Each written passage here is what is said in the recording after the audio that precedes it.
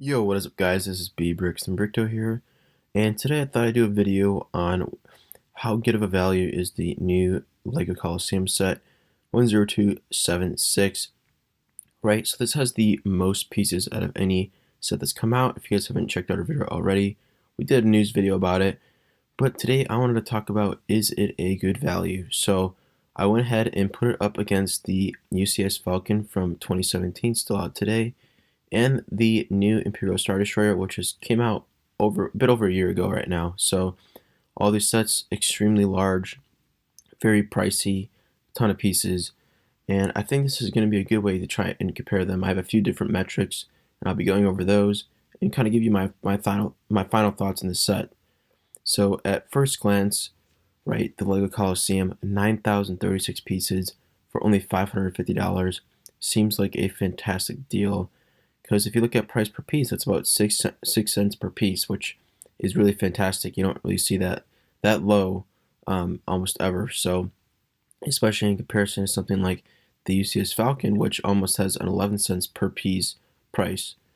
Um, and then the Imperial Star Destroyer, even worse, almost 15 cents per piece price, right? So based on that information, which is what a lot of people do, and I do it myself a lot, especially with a lot more of like I would say like $100-ish range sets, like a lot of the play sets bit. I think this is a really good metric, but I think once you get into the larger scale models, you have to take into a couple other factors as well, because it sort of starts to separate some of these sets into different categories or potentially better deals than you think.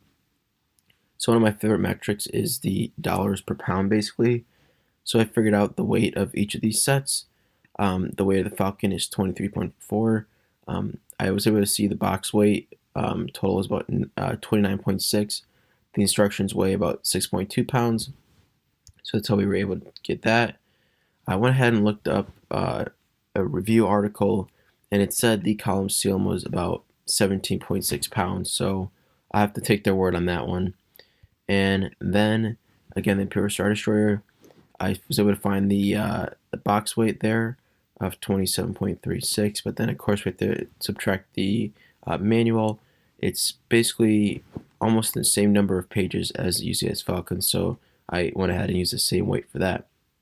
And when we take in the formula, total price, price divided by pounds, we were able to go ahead and get across R3 here the pound or dollars per pound of Lego, basically. So UCS Falcon is going to be the most at 34.19. Colosseum is going to be the best at 31.25, and then the Pure Star Destroyer fits in the middle there. And so it does turn out that the Colosseum is a good deal, right? Based on this information, that's what you would think. And I think that's a good way to look at it. I think this is probably one of the best metrics when determining value. And in comparison to the other two larger sets that we've had, it turns out that this is a great deal. However, I think there's a few other factors that you have to take into consideration, more like qualitative factors here. One, these two are, Star Wars IP sets. I think there's a bit of value when it comes to that. I think there's some value when it comes to the UCS, the UCS line. There's a premium, a little bit charged there, I would say. And most importantly, with the Falcon, you're going to get, I believe, 7 minifigures, and then you'll get like a BB-8 and 2 Porgs. So you're getting a nice collection of minifigures. In comparison to Colosseum, you get nothing in minifigure form. And Imperial Star Destroyer, you'll get 2, which is 2 Imperial Guards. So I think based on that information, you start to see that these sets are almost in line with each other, right? On a pure value standpoint, monetarily, you say the Colosseum is probably a really good value just based on price per piece, dollars per pound, right? But the minifigures do come into play, and I know a lot of people care about those. And I think for the Falcon, having those 7 minifigures, I would actually almost consider this to maybe be the best deal.